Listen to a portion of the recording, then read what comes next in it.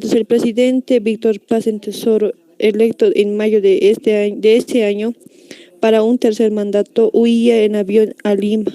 El nuevo gobierno tardó 6 meses en descargar todo el poderío del ejército y la aviación sobre los compa- campamentos mineros, ¿no?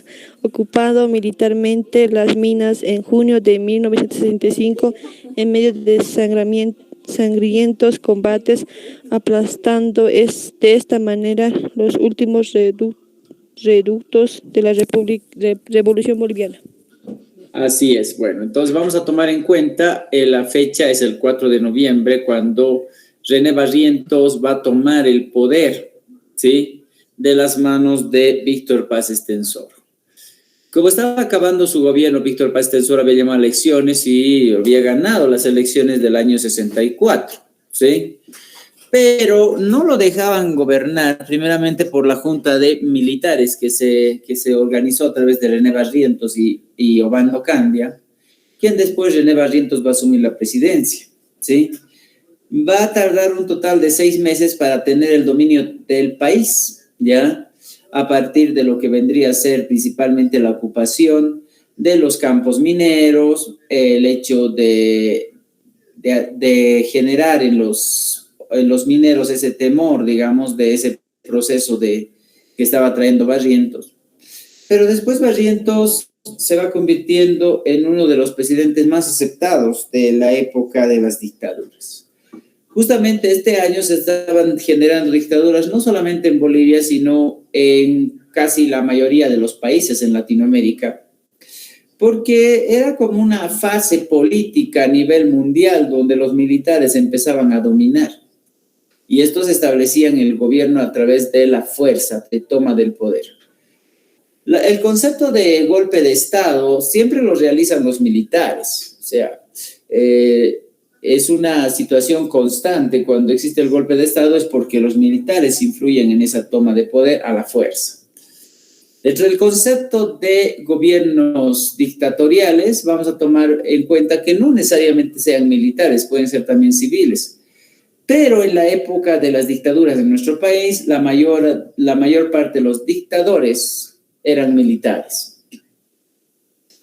Entonces, en el gobierno de René Barrientos vamos a tomar en cuenta que le va a nombrar, ¿sí?, a uno de los conocidos criminales de guerra de la Primera Guerra Mundial, a Klaus Barbie. Él lo conocían acá como Klaus Alma, lo va a nombrar como presidente de la Sociedad Naviera del Estado, ¿ya?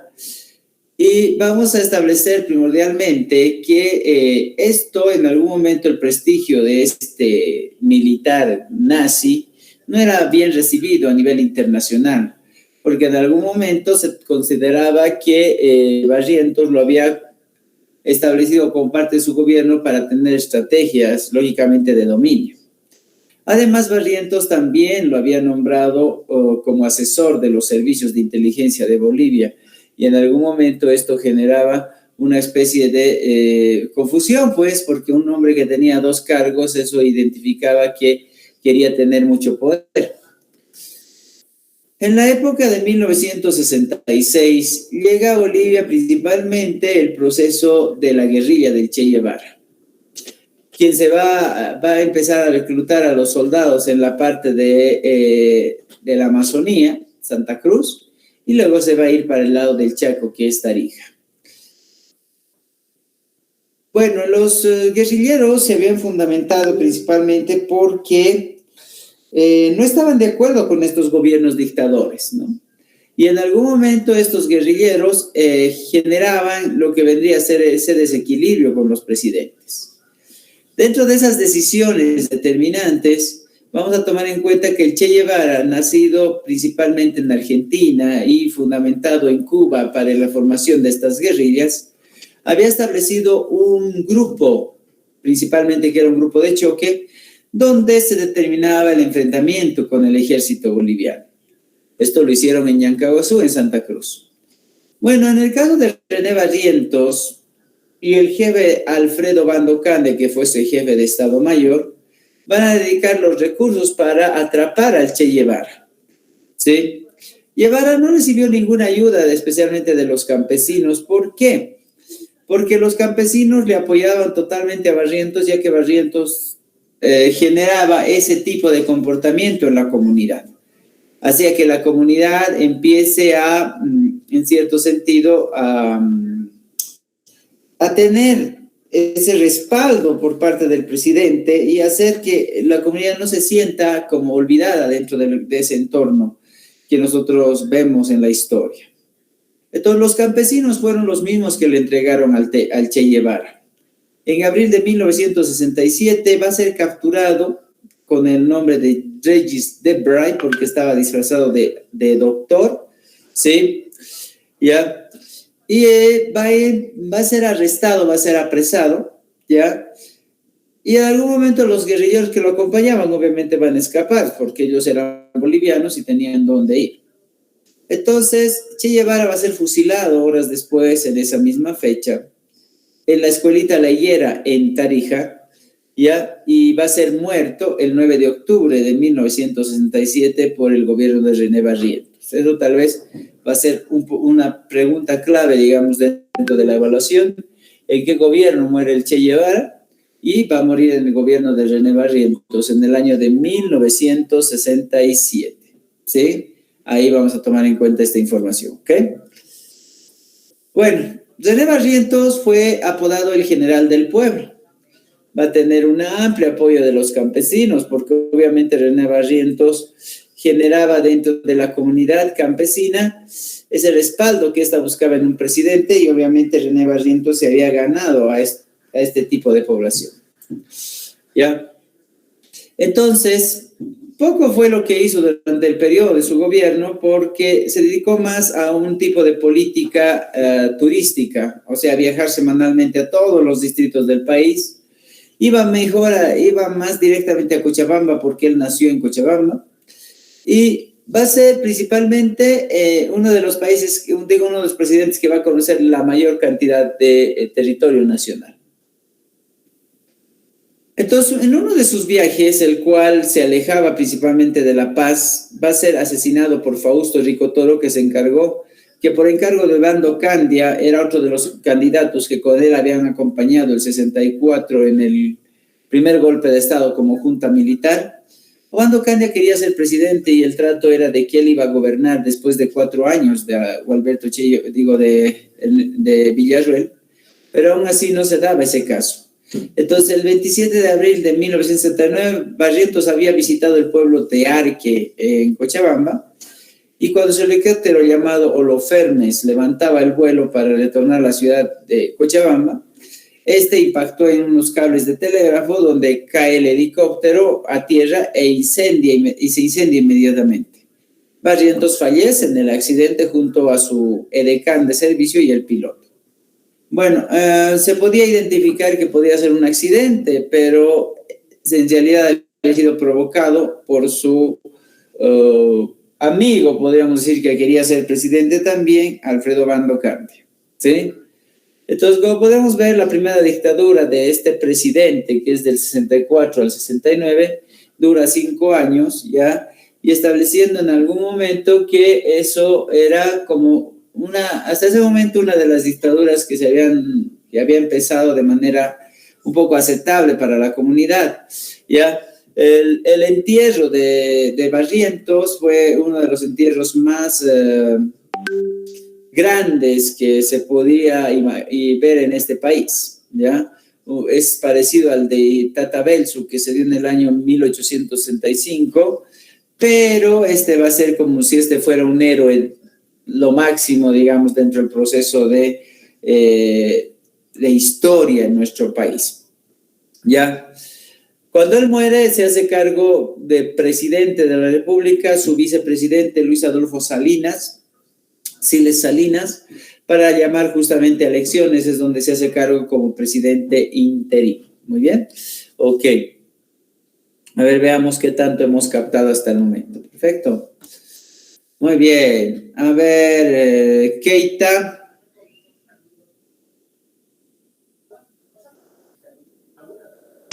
Dígame, profe.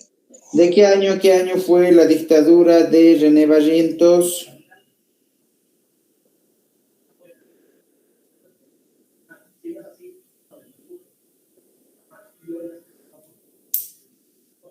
No me ubico, profe. Keita, che, caramba.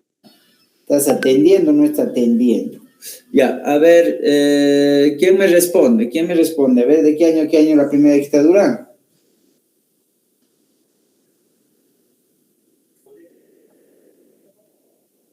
¿Cómo es? A ver. De 1964 a 1969.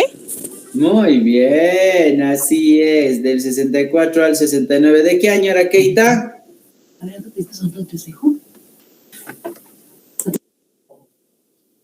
Kate, Dígame, profe. ¿qué años son?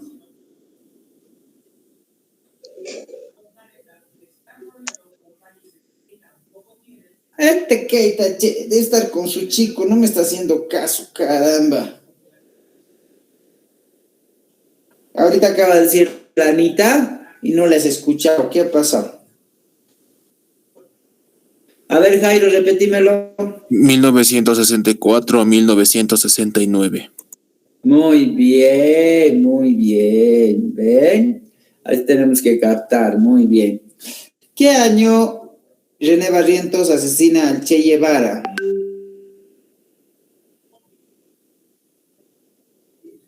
¿Qué año René Barrientos asesina al Che Guevara?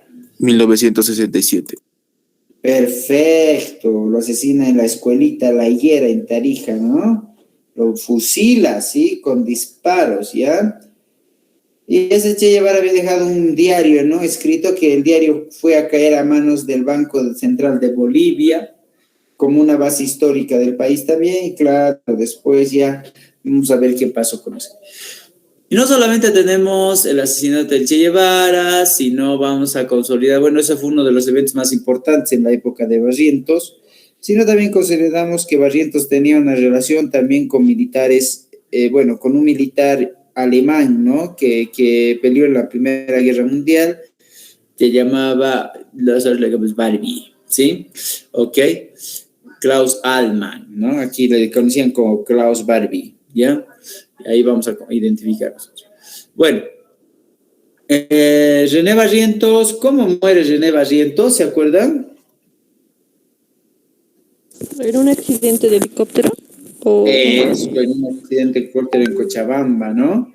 Entonces, como muere René Barrientos, asume la presidencia su vicepresidente Luis Adolfo Siles Salinas, ¿ya? Lo vamos a ver ahora quién es este presidente Luis Adolfo Siles Salinas. ¿Bien?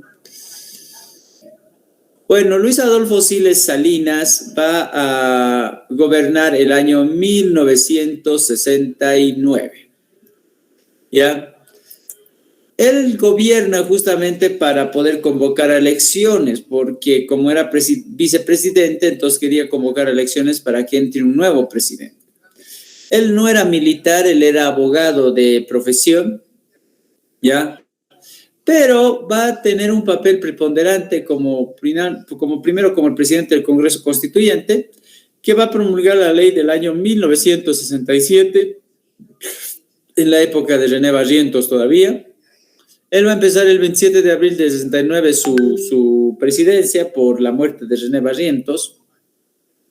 Va a respetar principalmente lo que es la legalidad y la Constitución. Va a fundar el Pacto Andino, que después se va a llamar Comunidad Andina de Naciones, o CAN, ¿ya? Y va a establecer ese mandato que va a durar hasta el 26 de septiembre de 1969, donde lo va a derrocar por golpe de Estado Alfredo Bando Candia, ¿ya? Entonces, vamos nosotros a identificar que este presidente, ¿sí?, establece en un determinado momento un mandato corto, porque era como que tenía que llamar elecciones, pero no logró hacerlo porque Alfredo Bando Candia le hace el golpe de Estado. Bueno, Alfredo Bando Candia fue presidente de facto entre 1969 y hasta 1970. A pesar de que en 1970 deberían realizarse las elecciones, Obando como derrota a Siles Salinas, él asume la presidencia el 26 de septiembre de 1969, a través de un mandato revolucionario de las Fuerzas Armadas para cambiar la nación a su mando. Este golpe determina principalmente un cambio radical para nuestro país. Era como el intento de retornar a la línea originaria de la Revolución Nacional, ¿sí? En defensa de los recursos naturales, el desarrollo de los medios de producción, etcétera, ¿ya? Además que se quería lograr la soberanía, la salida al océano nuevamente, ya para luego diversificar la industria minera, planificar la economía, reorganizar el comercio exterior, proteger la industria nacional, elevar sueldos, fomentar las cooperativas rurales y sostener relaciones con todos los países del mundo. Esas propuestas estaban establecidas, ¿ya? Además que el gabinete de Alfredo Bando Candia eran personas de renombre en nuestro país, como el caso de Mariano Baptista Gumucio, quien hace el primer libro blanco en la educación, Marcelo Quiroga Santa Cruz, quien después va a ser dirigente en la época de García Mesa, como dirigente de los derechos de los mineros, de los trabajadores mineros. Después tenemos también a Antonio Sánchez de Lozada, que es hermano de Gonzalo Sánchez de Lozada. Estos ministros no eran necesariamente militares, eran profesionales en cada una de sus áreas. Entonces, en algún momento establecía ese tipo de convivencia que tendría que tener con este tipo de profesionales en su gabinete. La derogación inmediata del Código del Petróleo fue el primer punto de acercamiento con la Central Obrera Boliviana y obviamente eso le gustó a la Central Obrera Boliviana. El gabinete que unía militares, partes del MNR, de la Democracia Cristiana e independientes, eso aceleró con un proceso principalmente la construcción de algunas de las obras que después ya se van a llevar a cabo. Y así es como que de repente toda la mina se fue concentrando en Cochabamba, ¿sí? Establecido principalmente para enviar ese mineral al extranjero, ¿ya? Y en algún momento generaba ese tipo de proceso. Entonces, el proceso de apertura mediante esas relaciones diplomáticas con bloques socialistas que había comenzado y negociado intensamente los gobiernos de Barrientos y Siles Salinas, se va a concretar especialmente en la de Obando Candia. Obando Candia va a iniciar su relación con la Unión Soviética, dejando de lado la parte de Estados Unidos, y va a firmar un contrato comercial de venta de minerales a los rusos, ¿ya? Va a firmar convenios de educación, especialmente de Andrés Bello, desde el año 1970. ¿Ya? Va a presentar un proyecto principalmente de Estrategia Nacional de Desarrollo Económico Social para nuestro país. Esto lo va a hacer José Ortiz, ¿ya? Este proyecto lo van a tomar como algo muy serio y obviamente va a estar elaborado principalmente después de lo que vendría a ser el gobierno del MNR. En la educación va a generar una campaña de alfabetización donde Bautista Gumucio, como hace el primer libro blanco para la educación, va a trabajar con especialistas destacados como Illich y Freire de Brasil para discutir este modelo educativo. Se va a crear un banco de libro para poder planear puntos básicos, ¿ya? Especialmente se va a establecer principalmente una política educativa nacional. Vamos a tomar en cuenta que de Alfredo Bando, que establece principalmente el cambio de aviones en el hoy aéreo boliviano, donde va a empezar a comprar jets, justamente por el problema que hubo en el año 1969 con la estrellada de un avión donde venía un equipo de fútbol que era del Die Strongest. Entonces, estos jets lo va a reemplazar a muchos aviones viejos y establecido principalmente ese cambio en el transporte aéreo. Hablábamos de una tragedia que ocurrió en el año 1969 donde se estrelló un avión. Sí, ahí viajaban todo el equipo boliviano del Club Die Strongest y realizaban principalmente el vuelo de Santa Cruz a La Paz y se va a estrellar en la zona montañosa denominada La Cancha, ¿ya? Donde van a morir 74 personas, entre ellos futbolistas, ¿ya? Y eso fue lo que le motivó a Alfredo Bando Candia a poder cambiar los aviones por unos mejores para que no exista este tipo de accidentes, porque los aviones en ese tiempo eran aviones ya viejos que habían hecho ya un recorrido tremendo en relación a su funcionamiento. El 6 de octubre del año 70 se va a producir el golpe de Estado antigubernamental a través de una junta de comandantes de las Fuerzas Armadas bolivianas. Sin embargo, estas fuerzas empezaron a ser polarizantes de los militares y se van a dividir por igual. Se va a derramar mucha sangre en las calles, en varias ciudades importantes, en este caso La Paz, Cochabamba especialmente, con guarniciones luchando entre sí en nombre de un campamento u otro. Finalmente, el presidente Obando va a buscar asilo en una embajada extranjera, creyendo que se había perdido toda esperanza. Las fuerzas militares de izquierdas se reafirmaron bajo el liderazgo combativo del general Juan José Torres, quien le va a hacer el derrocamiento a Alfredo Obando Candia. ¿Ya? Entonces, Obando Candia se acordó dejar la presidencia en manos de su amigo, el general Torres, y este último prestó juramento y recompensó a Obando con la embajada de Bolivia en España, y Alfredo Obando Candia se fue a ese sitio a vivir hasta determinar su destino político después, ¿no? ¿Ya? Muy bien. Ok, a ver, más preguntitas, a ver.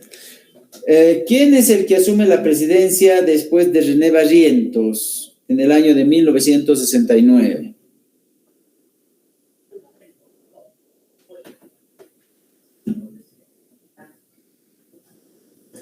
¿Quién asume? A ver. A ver, acuérdense. Alfredo Obando Candia. No, ese no asume la presidencia después de Barrientos, hay otro. Se llama Luis Adolfo Siles Salinas. Eso, muy bien. Luis Adolfo Siles Salinas asume la presidencia después de Alfredo Obando Candia para llamar elecciones porque este muere en un accidente. Perdón, no de Alfredo Obando Candia, de Barrientos, ya de René Barrientos, porque este muere en un accidente. Después de Luis Adolfo Siles Salinas, vamos a tener a, como decía su compañero, Alfredo Obando Candia, ¿ya? Luis Adolfo Siles Salinas va a asumir la presidencia en abril del año 69, perdón. Y Alfredo Obando Candia le va a hacer un golpe de Estado en septiembre de ese mismo año. O sea que no tuvo mucho tiempo Luis Adolfo Siles Salinas para hacer nada como presidente, porque lo único que fue a hacer es llamar elecciones, cuyas elecciones fueron, como decimos nosotros, falladas, porque obviamente Alfredo Obando Candia toma el gobierno a la fuerza. Muy bien, ok. Vamos a nosotros determinar en la época de Alfredo Obando Candia, bueno, que él va a ayudarnos con lo que es el convenio de Andrés Bello, ¿sí? ¿Ya? La compra de aviones, ¿ya? La mejora de la educación, ¿ok? A través de la alfabetización, ¿ok? Y bueno, y el cambio de aviones, eso ya habíamos dicho anteriormente. Y bueno, como la población estaba cansada ya, porque era como que el tercer presidente en un determinado momento, 2 presidentes cambiar en un año era muy traumante para la comunidad. Pero en fin, la población estaba cansada, empiezan a levantarse, se va a derramar mucha sangre y Alfredo Obando Candia se va a ir a refugiar justamente a una embajada, ¿sí? Y en ese momento le van a nombrar como presidente a su amigo Juan José Torres, quien dice que también en elementos de historia como el Carlos Mesa, que también entró por golpe de Estado al gobierno, Juan José Torres, ¿ya? Entonces, lo conoceremos a Juan José Torres, ya sabemos que Alfredo Obando Candia está entre el año 1969 a 1970, ¿ya? Entonces, Juan José Torres asume la presidencia, tal vez por favores de su amigo, en cuyo caso, pero normalmente se llama como un golpe de Estado, ¿ya? En el año 1970, ¿ya? ¿Ok? Entonces, no pudo hacer mucha cosa dentro de su gobierno, va a estar entre el año 70 y 71, ¿sí? Va a estar hasta el 21 de agosto del año 71, ¿está bien? Porque ahí va a ser ya, va a tener un golpe de Estado de parte de Hugo Banzer, ¿sí? ¿Ok? Entonces, lo único que va a poder hacer en la época que él se encuentra como presidente, va a fundar MIR, el Movimiento de Izquierda Revolucionario, ¿ya? Va a restituir a los mineros los salarios que les fueron reducidos en los anteriores gobiernos, ¿ya? Eso obviamente le va a ocasionar cierta molestia con la clase oligárquica, los empresarios, ¿no? Que estaban a cargo de este grupo de trabajadores, ¿ya? Luego va a establecer principalmente un modelo netamente izquierdista, ¿ya? Donde se genera un apoyo a las comunidades de mayor riesgo en nivel de necesidades, ¿sí? Entonces, vamos a establecer nosotros, a Juan José Torres le hace un golpe de Estado Hugo Banzer Suárez, ¿sí? Ok. Esta fue la dictadura más larga de nuestro país, ¿ya? Más que la de René Barrientos, que fue de 5 años. Esta va a ser netamente de 7 años, ¿ya? Sí, va a ser principalmente una de las dictaduras más sangrientas, podríamos decir, en este país, porque se va a establecer principalmente el entrenamiento de Hugo Banzer a través de una escuela que se llamaba la Escuela de las Américas, establecida en el Canal de Panamá. Muy bien. Ok, mientras leamos esta partecita, ¿está bien? A ver, Jairo, por favor, me lo lees. Hugo Banzer Suárez, 1971-1978. Hasta finales de 1972, su gobierno contó con el apoyo del movimiento nacionalista revolucionario, pero las crecientes diferencias con Víctor Paz Estenssoro lo llevaron a romper el pacto y a ordenar el exilio del jefe del MNR. Este fue el comienzo de un régimen estrictamente militar y represivo que ilegalizó los partidos de izquierda, suspendió la Central Obrera Boliviana y clausuró las universidades. Pese a las presiones internacionales, Banzer se mantendría en el poder durante un periodo de 7 años, hasta que fue derrocado en 1978. Muy bien, ok.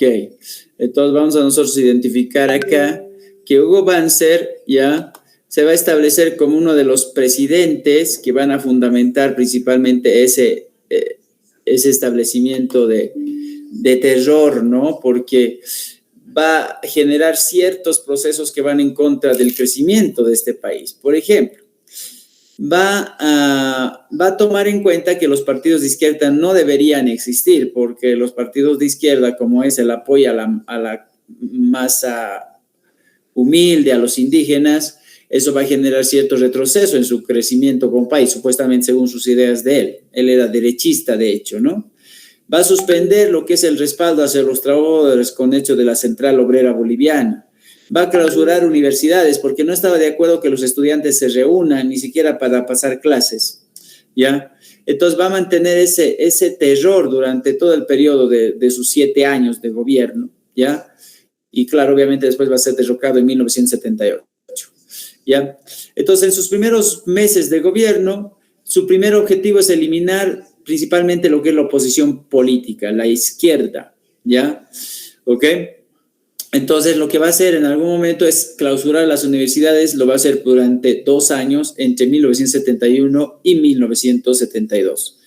Va a reemplazar el Ministerio de Educación Superior por el Consejo Nacional de Educación Superior y este va a eliminar lo que es la autonomía universitaria. La autonomía significa que la universidad administra sus propios recursos, entonces no va a haber actividades políticas en estos recintos académicos y va a dar de baja lo que es el proceso de la educación superior. ¿Sí? Acá vamos a tener también otro tipo de antecedente, ¿ok?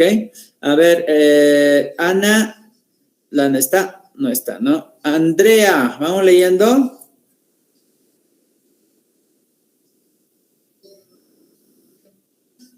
Sí, el asesinato del coronel Andrés Celich, primer ministro.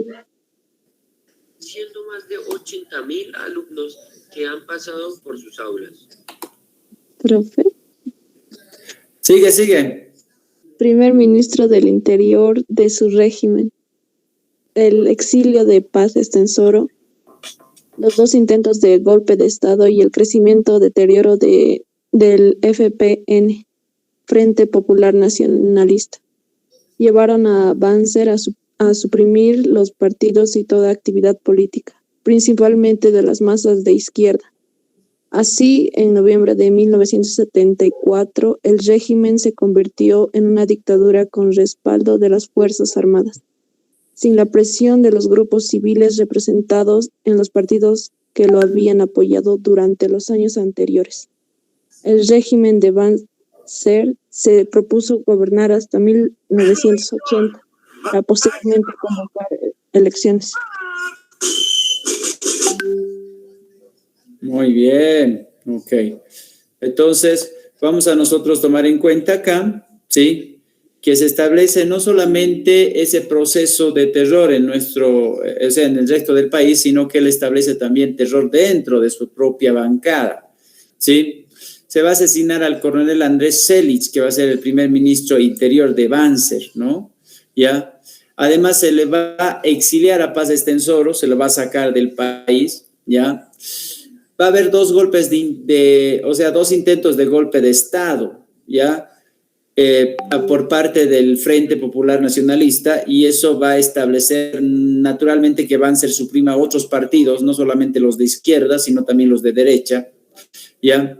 Entonces así va a establecer un gobierno netamente respaldado primordialmente por las Fuerzas Armadas, porque se generaba ese hecho primordial de que él venía con un entrenamiento muy particular a través de la Escuela de las Américas, ¿sí? Vamos a tratar de imaginar nosotros cómo sería un entrenamiento de este tipo, ¿no? Cómo sería un entrenamiento que se da en este tipo de instrucción. Ustedes van a ser trabajadores especialmente del Estado, pero identificando en algún momento cómo es que la Escuela de las Américas se plantearía desde el punto de vista de instrucción militar. Era una instrucción demasiado ruda, ¿sí? Que propendía necesariamente a sacar la parte más violenta del sujeto y someter a la comunidad a través de diversos medios en los cuales iba presionando a la comunidad, ¿ok? Vamos a ver un pequeño esbozo acerca de esta época. Es importante que tomemos atención porque es la realidad en lo que pasaba durante las dictaduras, ¿sí? ¿Ok?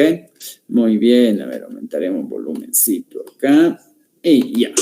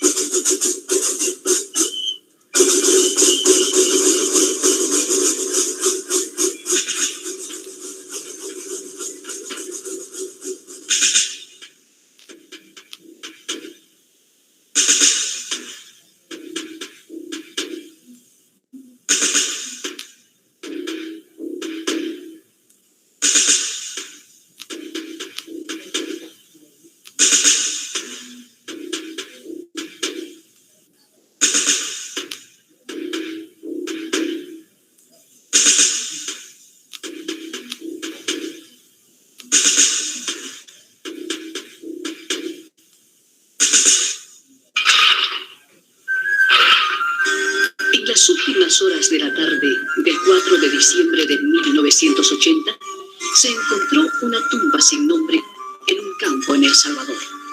Cuando se la abrió, en presencia del embajador de los Estados Unidos, se encontraron los cadáveres de 4 mujeres, las hermanas de Merinol, Maura Clerk e Ita Ford, la hermana Ursulina Dorothy Cassell y la misionera laica Jean Donovan. 3 de los 5 oficiales de ejército, a quienes posteriormente se les encontró responsables de la violación y asesinato de estas 4 mujeres, se habían graduado de la Escuela de las Américas del Ejército de los Estados Unidos. Según el Pentágono, la misión de esta escuela es entrenar a las Fuerzas Armadas de América Latina, promover el profesionalismo militar, fomentar la cooperación entre las fuerzas militares multinacionales y expandir el conocimiento de los que reciben el entrenamiento acerca de las costumbres y tradiciones de los Estados Unidos. La Escuela de las Américas, que fue creada en 1946 en Panamá, actualmente actualmente se encuentra en los campos del fuerte Benning, Georgia. Esta escuela enseña a manejar M16, a hacer guerra psicológica, a realizar operaciones comando y entrena francotiradores. Puesto que en décadas no se han producido guerras de mayor importancia en los países latinoamericanos y la amenaza comunista se ha desvanecido, ¿por qué dar este tipo de entrenamiento? Diputado Joseph Kennedy. Si uno se fija en la variedad de materias que ofrecen a estos individuos, se puede ver que en realidad ellas están destinadas a preparar líderes militares de países extranjeros para que luego provoquen la subversión en sus propias comunidades.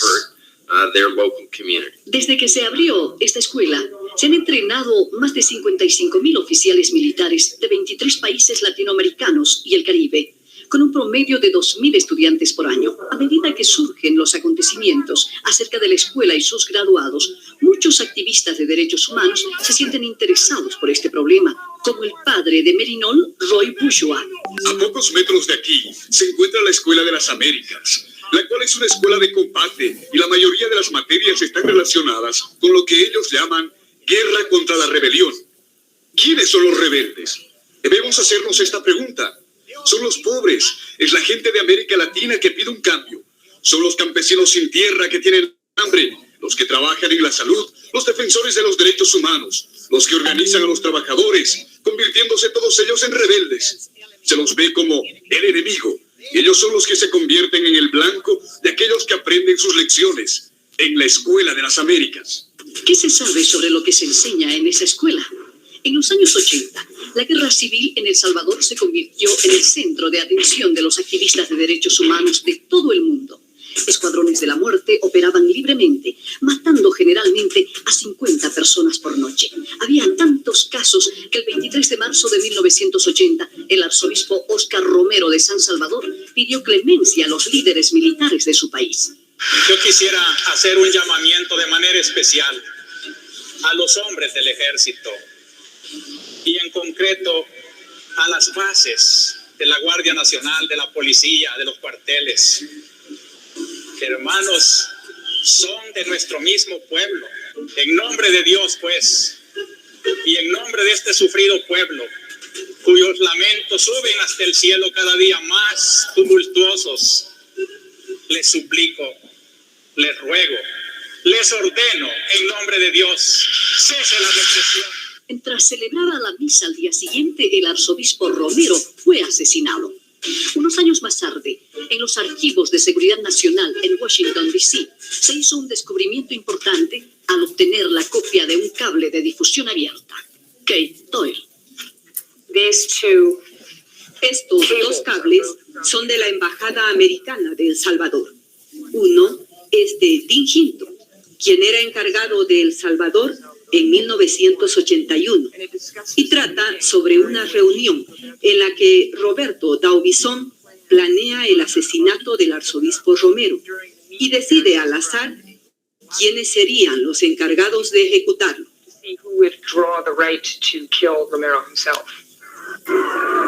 Davison recibió entrenamiento en la Escuela de las Américas, al igual que 3 de los oficiales directamente responsables del asesinato.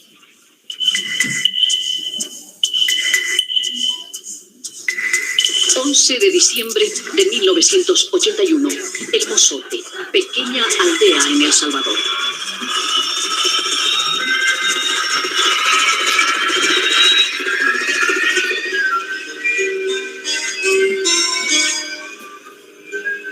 Primero llegaron y dijeron que todos salieran a la calle. Sacaron toda la gente de las casas y después la pusieron tendida boca abajo en las calles, hombres y mujeres, boca abajo. Y los niños llorando. Los soldados estaban así, aquí, por un lado y por el otro, así. Y ellos cuando se dirigieron a ver las mujeres allá, yo lo que hice fue pues arrodillarme a la tierra, me arrodillé a la tierra, así. Mataron a todos y la única que sobrevivió fui yo por la gracia de Dios. Me encontraba debajo de ese arbolito cuando escuché los gritos de los niños. Yo sabía cuáles eran míos. Ellos lloraban y decían: mami, nos están matando. Más de 900 hombres, mujeres y niños fueron masacrados, virtualmente la población entera de la aldea y de los alrededores de El Mozote. De los 143 cadáveres identificados en el laboratorio, 131 eran niños menores de 12 años, incluyendo a 3 infantes menores de 3 meses de edad.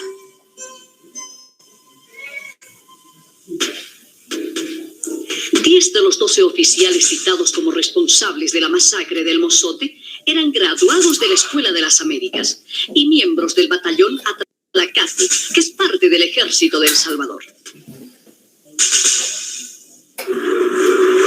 San Salvador, 16 de noviembre del 89. 6 sacerdotes jesuitas, una empleada e hija fueron brutalmente asesinados. Para obtener la información sobre este incidente, se comenzó la investigación por la Cámara de Diputados de los Estados Unidos, dirigida por el diputado Joseph Muckley. I went down, talked with the embassy, talked with the military. Hablé con la embajada, con los militares y con los sindicalistas. Tuve encuentros clandestinos en lugares sórdidos para hablar con la gente que no quería hacerlo en público. Recogimos suficiente información con la que, en cierto modo, obligamos a realizar la investigación hasta que se llegó a descubrir a las personas culpables del crimen perpetrado. The people were found guilty that perpetrated the crime. La matanza fue llevada a cabo por el batallón Atlacat, el cual era el batallón número 1 de aquel país. Y parte de esta gente acababa de regresar de los Estados Unidos, donde había tenido un curso sobre derechos humanos, entre otros. Where they were taught a course of human rights, amongst other things. 19 de los 26 oficiales implicados eran graduados de la escuela en cuestión, incluyendo a Jussi René Mendoza, el teniente que estuvo a cargo del escuadrón que mató a los jesuitas y a las 2 mujeres. Él había asistido a un curso de comando un año antes de la masacre. La Comisión de la Verdad de las Naciones Unidas confirmó todas las pruebas que yo había presentado. El informe publicado el 15 de marzo de 1993 de la Comisión de la Verdad de las Naciones Unidas citaba a oficiales específicos por haber cometido atrocidades durante la Guerra Civil en El Salvador. En la Escuela de Vigilancia de las Américas, Georgia, Vique Imerman comprobó que los nombres que se citaban en dicho informe coincidían con los que se encontraban en un documento del gobierno de los Estados Unidos. Comparé los nombres que se encontraban en el informe con la lista de nombres de los graduados de la Escuela de las Américas, la cual habíamos conseguido por medio de la Ley de Libre Expresión. Lo que encontré fue que 49 de los 60 y más oficiales de la lista se habían graduado de la Escuela de las Américas. Estos oficiales habían asistido a dicha escuela tanto antes como después de cometer atrocidades. Francisco del Cid aquí mismo estaba en la lista de comandantes 2 años después de haber cometido la masacre de alrededor de 16 civiles cuyos cadáveres habían sido quemados. El Salvador solo es una parte de la historia de la escuela. En su galería de honor están las fotografías de aquellos que habían recibido honores. Encabezando la lista se encuentra el nombre de Hugo Banzer, ex dictador de Bolivia y graduado de esta escuela. Otros, igualmente distinguidos, son los ex dictadores de Honduras, Ecuador y Argentina. Y muchos generales de otros países latinos y del Caribe son citados por actos en contra de los derechos del hombre en sus propios países. Entre otros graduados, Manuel Noriega, expresidente de Panamá, actualmente en prisión en los Estados Unidos. 4 de 5 oficiales de rango de Honduras, quienes organizaron escuadrones de la muerte en los 80, son graduados de esta escuela. La mitad de 250 oficiales colombianos citados por abusos de los derechos humanos asistieron a dicha escuela. Los 3 oficiales peruanos de mayor categoría, convictos en febrero del 94 por haber asesinado a 9 universitarios y un profesor, se graduaron de la escuela. Lo mismo que el comandante del ejército peruano, que sacó tanques a las calles para impedir la investigación sobre los asesinatos. Durante la dictadura de la familia Somoza, más de 4.000 guardias de la Tropa Nacional se graduaron de la escuela. A muchos de ellos se los conoció posteriormente como contras, responsables de la muerte de miles de campesinos nicaragüenses en los 80. El general que estuvo a cargo de la llamada Guerra Sucia de la Argentina también se graduó de la escuela. Durante ese conflicto interno a fines de los años 70 y principios de los 80. Entonces, como pueden ver ustedes, es trágico, ¿no? Esto es lo que podemos ir viendo en la historia. Y el presidente Banzer fue uno de los alumnos más destacados dentro de esta Escuela de las Américas, donde llegó a aprender todo este tipo de situaciones macabras, ¿no? Para el dominio principalmente de la población. Y 7 años de los que nosotros convivimos en esa época de terror totalmente, de privación de libertad de expresión, ¿no? De evitar reuniones sociales y todo ese contexto. El día de mañana vamos a continuar con este dictador.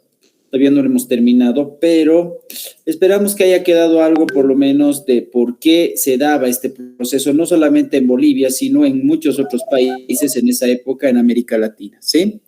Los egresados de las Escuelas Américas, fundamentados principalmente con esa visión yanqui, ¿no? La visión norteamericana, que venía desde Estados Unidos a absorber estos países para que Estados Unidos tenga el dominio total de América Latina. Ese era su propósito, especialmente al entrenar a los militares de estos países, ¿no? Ahí vamos a tomar muy en cuenta este caso, ¿ok? Muy bien, ¿han entendido? Sí, profesor. Ok, sorprendente, ¿no, Jairo, o no? Así es, profesor. Así es, ¿no? Ve cómo muere la gente, ¿no? Cómo matan a la gente, ¿ya? Ok, muy bien. ¿Has entendido, Andrea? Sí, profe. Muy bien. ¿Keita? Sí, profe, aunque me hizo llorar. Brisa. Sí. Muy bien. Pilar.